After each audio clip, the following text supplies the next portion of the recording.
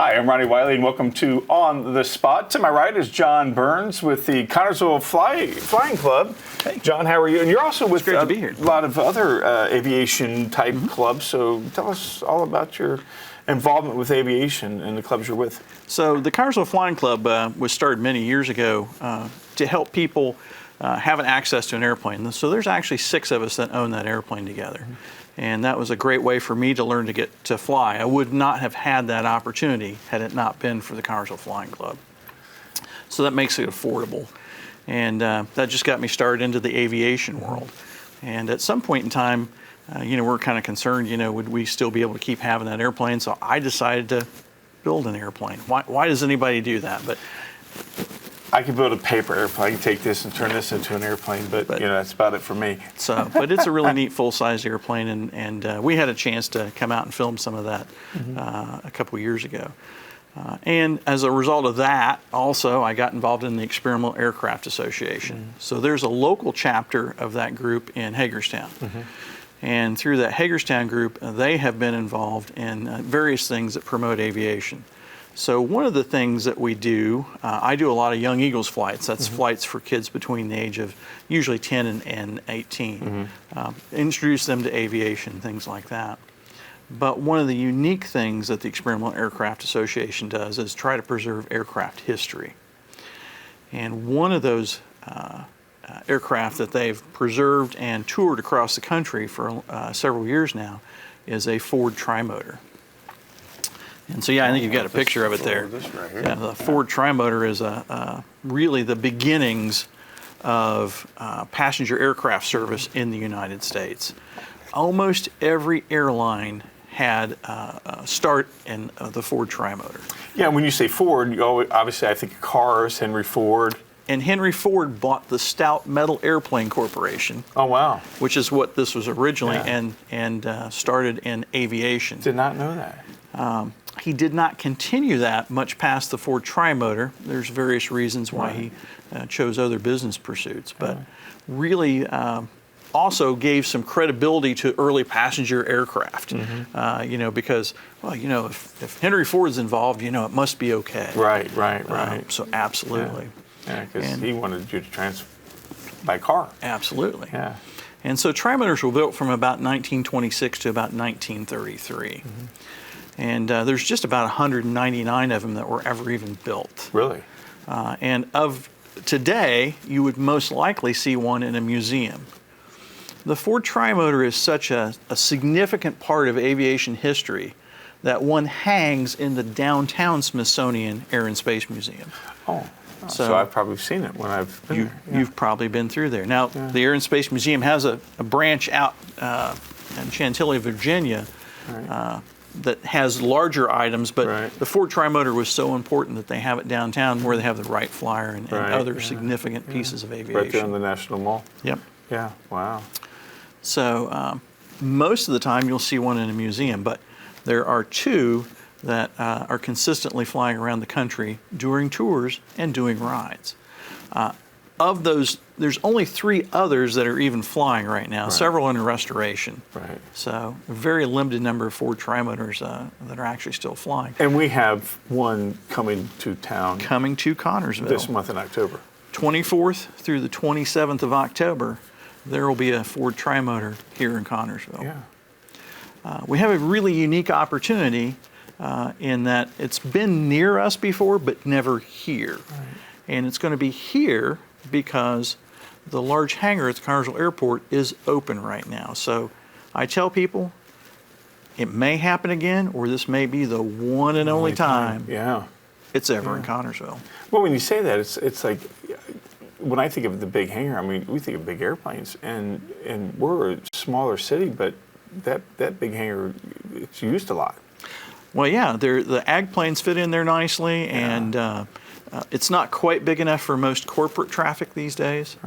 But there are, there's a large hangar, and it requires, that hangar is just barely big enough to fit the Ford Trimotor. So that's good. And so people get to walk back in history. Absolutely. See what it was like back in 1939. And I tell people, Or 1929 or 1920s. in the 1920s, the same period of time of the Auburns and the Cords and the Duesenbergs, Yeah, right. which are part of the history of Connersville. Yeah, exactly. So Yeah, so this is going on from it looks like Thursday, Friday, Saturday, and Sunday of October 24th through the 27th. The cost associated is?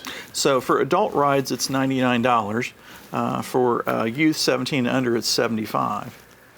And how long is the ride? It's about a 15, 20-minute ride. Mm-hmm. They'll come out and circle the neighborhood here in Connersville, so to speak. And even if you don't get an opportunity to ride on the Tri-Motor, make sure you come out and see it, because you'll get the opportunity to even look across the fence and see people boarding a Tri-Motor like they would have in 1929. Wow. So you got into flying at a relatively young age. We talked a little bit before. I was 39 when I started flying. And what got you interested in wanting to fly? So, normally kids, do what their parents are interested in. And really, I kind of started doing what our daughter was interested in. Oh, she was interested in flying. So she has a 4 or 5-year-old. We went to the Connersville Fly-In, hosted by the Connersville Flying Club. Yeah. I didn't know anything about them at the time. Yeah. And she came to a fascination with aircraft. Your granddaughter? Our daughter. Oh, your daughter. Okay. Our daughter did, yeah. And that fascination with aircraft was so great that, a few years later she said, well, I'd like to go back to the airport for my birthday. I said, well, they don't have that every weekend. So we started going to other aviation events. But I did find out at that time about the Connersville Flying Club. And I'd always been interested. I grew up very close to the airport. And that was my hook, my opportunity to get into flying. So it's something that she and I have as she has grown up and I've been involved in. And so she just recently finished her aviation engineering technology degree at Purdue University. It's very intelligent, way over my head. So good for her. She's still very much involved in airplanes, not flying, but she just loves to hang out with airplanes. Yeah, so. Good for her. Good for her. So now, did you ever go to the Dayton Air Show? We didn't really go to too many air shows because, again, she just has this different interest in aviation. But we've only been to the museum over there about 20 times. So, to a certain degree, would she be like somebody who designs the airplanes? So she actually is more involved in either the manufacturing or the maintenance of the aircraft. Okay, good for her. That's awesome. Yeah. That's awesome. I mean, she's going to have a job forever. Yeah. And that's what I told her. I said, you have a career path that you can always find a way to support yourself. Yeah, absolutely. Good for her. So she was interested. She took that path. What path did you take with it?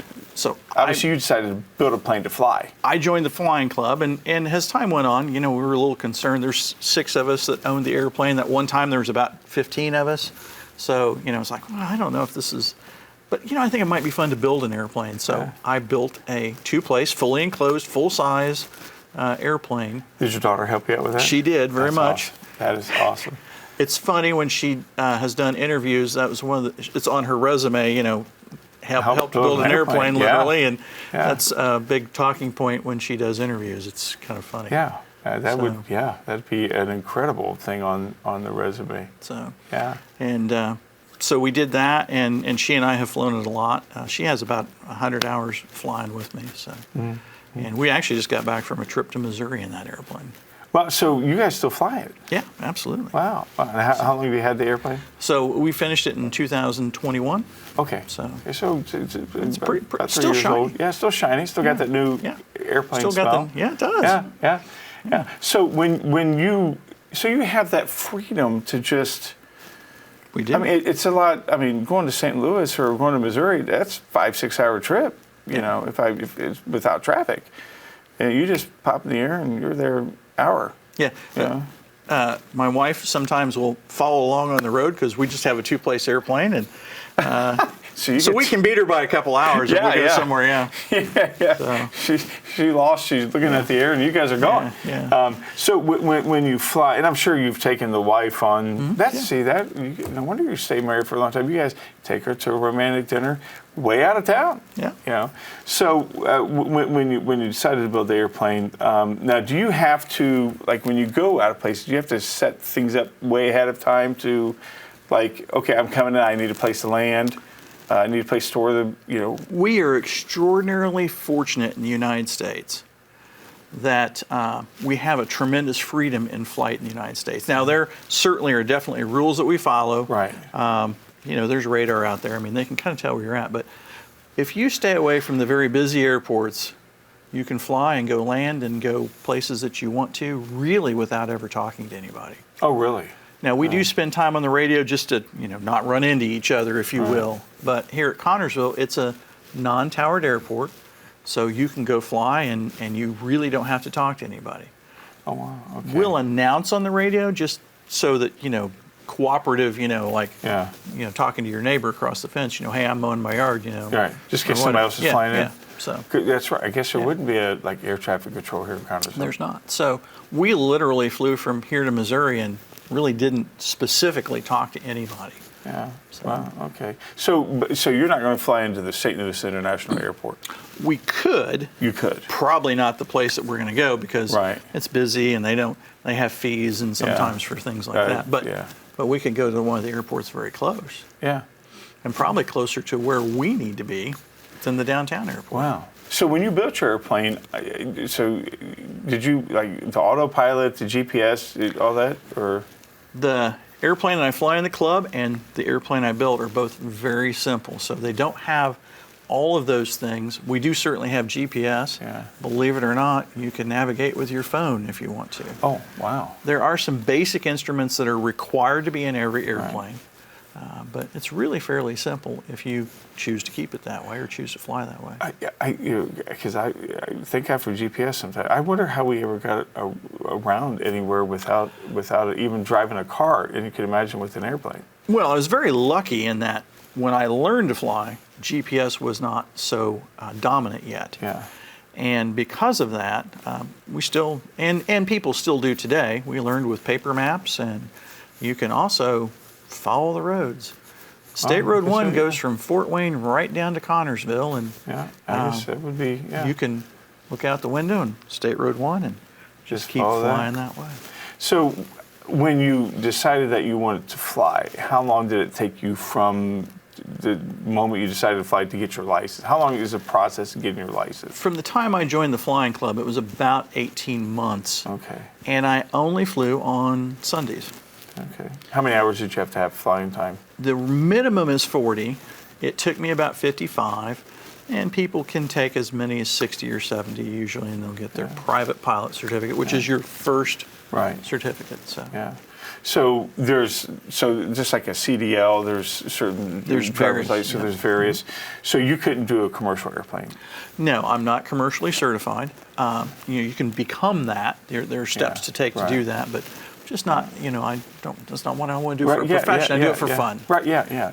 A buddy of mine, Brendan Granger, I coached him in baseball, and he's a young kid, and he's always told me, come on up. And, I promise I'll get there one day, Brendan. And just him and his wife, the way they just pop in the airplane and go places, it's incredible. I need to do that. I need to get that. Come up and we'll go fly in either of the airplanes that I have access to. Yeah, I like flying. My only problem when I fly a commercial airplane is that the coming down, the descending, I have to chew gum. And then it seems like it takes me forever to pop my ears. It seems like the older I get, the longer it just kind of drives me crazy. So you guys, now, do you stay busy with your clubs? Do you guys, because you're out promoting, because obviously there's shortages everywhere, and pilots, I would think, is... There is a tremendous pilot shortage going on right now. So if young people, if they want to take that as a career path, there is some great opportunity there, and actually in all parts of aviation. Yeah. So, I've heard of, young people that graduate college with what sound like pretty solid degrees. They have trouble finding a job just because there's so many people that are interested in that. Right. But people just miss aviation. That's one Right. reason that we do so many youth programs in aviation. Right. So my wife and I have done a 4-H program for aviation to teach kids about aviation. And again, like say, I think we talked about it, but the Young Eagles flights for young kids, we're very involved in that. So How many kids, or how often do you put these on, and how many kids get involved in So that? we try to do it at least yearly. The EAA chapter locally from Hagerstown helps with that. And we usually do 10, 20 kids on a weekend. So, That's good. I mean, that's growing up over in Dayton, right by Wright Pat, sure. and going over there, seeing the airplanes and seeing they fly from the jets, the big carriers. I mean, the ones that you probably put a house in. Those were they fascinated me, but I never really got as far as you. But now that I get older, it's like, I want to try new things that I've never tried before. And the Connersville Flying Club's always available. Yeah. And we have an instructor over there right now. Yeah, we'll talk more after the show. So now, when you got first involved, or even just, was this something before age 39, which obviously was just a few years ago? Was this something before the age of 39 that you were interested in? So legend has it, back when I was about 5, I think I had my first airplane ride, and I was fascinated with airplanes for a long time, but never got to follow up on it. So maybe that's why I gave daughter those opportunities to do that. So. Yeah. And she, picked it right away. Yeah. And like I say, it's interesting because she'll learn to fly one day. I joke that, when I get to the point where I'm not flying anymore, she'll learn to fly so she can fly her own airplane. But she'll do that eventually, but it's not her main piece of her interest in aviation. Yeah, so she likes to put them all together. Yeah. Now, when you talk about experimental airplane, what's the club called? So the club is the Connersville Flying Club. We fly a certified airplane over there. Right. And the one that I built is considered an experimental aircraft. Okay. The Federal Aviation Administration has like one category for an airplane that didn't come out of a factory. Oh, okay. So no matter what, if it didn't come out of a factory, it's called experimental. Okay. So it makes it sound it came out of your garage. Yeah, it makes it sound a little different. But the airplane was actually built from a kit. Okay, so a well-designed, frequently built kit that comes from Missouri, which is where we were this last week. Yeah. So would just have did you have to put the wings together, or? We had thousands of parts to put together. Oh wow! So it was. Yeah. Oh man, so if you think of a huge erector set, that's kind of like what it was. That was. So I spent 8 years at the project. One of the quicker guys I've heard of did it in about 18 months with a full-time job. It took 8 years to build it? I spent 8 years at it. Wow. It would take a couple years for somebody to do it if they're full-time employed. Yeah. Gosh, I'm so mechanically not talented. I would have probably went crazy trying to figure out this is not looking like the picture. Well, daughter and I talk about it sometime. We just refer to it as like the coolest Lego kit ever. Right? Yeah. I can't even build a Lego. Yeah. That is absolutely incredible. So, so she helped you with this, correct? Yeah. So, what a great father-daughter project that you guys, and she could care less about flying it. Yeah, she flies with me. Yeah. As we flew to Mexico, Missouri and back, which it's in Mexico, Missouri is where the kit came from. She's great help in the right seat. Right. She'll fly it a little bit up in the air so I can take a break and scratch my ear or whatever. Right. But yeah, she's a great navigator and co-pilot. Loves doing that. We love doing that together. Yeah, so. That is awesome. That's awesome. Does now I would does the wife is there like a because you know how wives can be backseat drivers in the car? Are they like backseat pilots? We don't really have that much trouble typically with wives. She's sitting over there, and I don't want to get us in trouble. I'm so sorry. But she has some ear problems, a little bit like you were talking about. That makes it unpleasant usually for her to fly. So we're working on that. Yeah. She's flown with me a few times, but that's why she's oftentimes our ground crew. Yeah, right. Yeah. I don't. I mean, like I said, I'll chew the gum, and it's not. It's always when we descend. It's like here we go. And I'm doing all this, and especially if I go out west and have to go back up into like Grand Canyon or something, then it's like, oh, now it's really messed up. So, Yeah. So now, when you are flying and in like clouds, I guess that's. So it's interesting. It's a good thing to bring up. So there are two different ratings for pilots. There's VFR, Visual Flight Rules, and IFR, or Instrument Flight Rules. So to fly through clouds, you have to have a separate rating and an airplane built for that. Really? I didn't know that. So we fly on clear sky days. It can be overcast, but you have to be able to see the ground, is our VFR rules. Okay. And so if you want to fly IFR, again, you need a different, an addition to your certificate and a different aircraft than the two that I fly. So an aircraft that would be able to see. Has more instrumentation. And typically, if we're flying instrument flight rules for very long, you really want an autopilot. Yeah. So. Yeah. Yeah, because the reason I brought that up is that, that I don't know if you've seen the video of this gentleman who was out in Alaska, and he was trying to catch his flight home, and this guy said, "Oh, just I'll take you up in my personal airplane." Well, he's getting up into the clouds, and he says, "Hey, I have a problem." The pilot said, "I have a problem going through clouds. I pass out." And the guy's like, "What?" And sure enough, he passed out in the clouds. I'm like, what would you do? Pass out? Why would you even fly? Anyway, for sure. So the guy didn't know how to fly the plane, so they talked him through it. Anyway, so I didn't know that. So you definitely have to have autopilot and then I guess more advanced radar panel. Radar. It's not really radar, but there's more advanced instruments. It really takes about 6 instruments to keep that airplane straight and level in the clouds. I have a certain amount of training for doing that, even as a VFR pilot. Right. But it takes a focused scan of those 6 instruments and a little bit of talent to keep it straight and level, because as we sit here on the ground in a car, when we go around the corner, you feel the corner. Yeah. In an airplane in 3 dimensions, when you bank, it does not feel the same.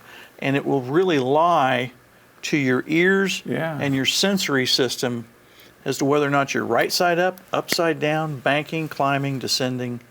Without the instruments, you don't know really what's happening.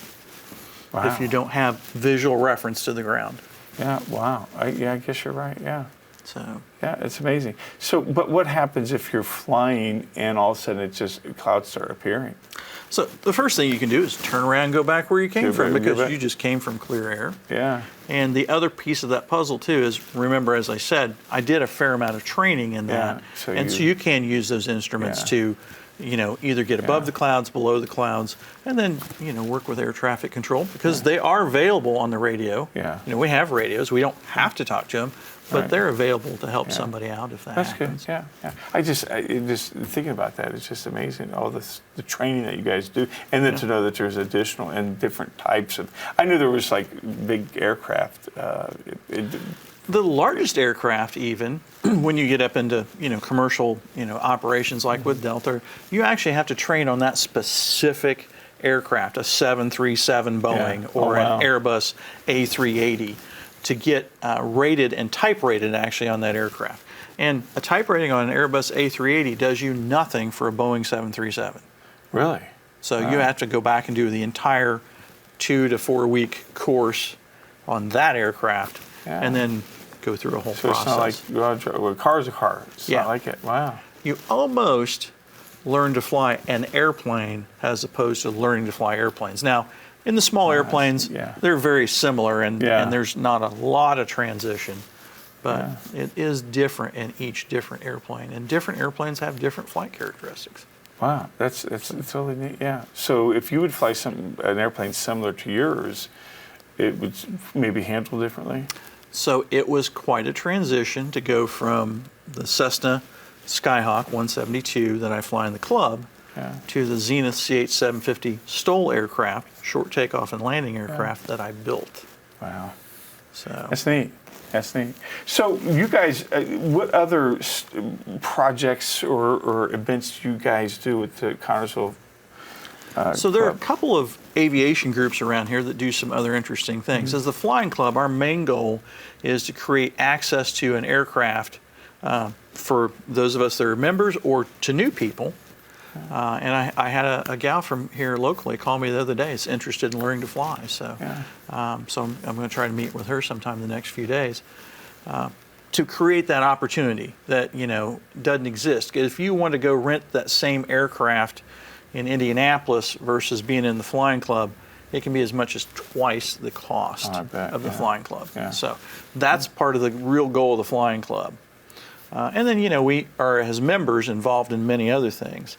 There's a group at Nulltown, that flies the smaller, short field aircraft like I built. Yeah, the Howards. And others down there, the Nulltown Wing Nuts, if you will. Oh, yeah, right, yeah. So, and that field down there. So we meet down there for breakfast the first Saturdays of the month. And the EAA chapter, we actually meet in Hagerstown on the second Saturday of the month for breakfast. So there's those things that are going on. And again, like I say, the Young Eagle flights, this gal that's interested in flying, there is actually an Eagle flight program for those that are, after the age of 18 go, hey, I think I want to become a pilot later in life. So it's not 16 like a car. You have to be 18 to get your pilot's license? So you can actually solo a aircraft at the age of 16, but you have to wait till you're 17 to get your certificate. Oh, wow. So, yeah, okay. And if it's a glider, those numbers go down by a year. Now, a glider, that's whether they're outside. A glider is towed to altitude in some form or fashion. Okay. And then you just glide back to Earth. Oh, so you don't have an engine? Correct. Oh. But you can solo a glider at a younger age than a powered aircraft. Wow. So that would be, I don't know, that's your adventure. You better wear a parachute with that thing, right? Well, actually, you don't have to. The only time you have to wear a parachute is if you're doing aerobatics.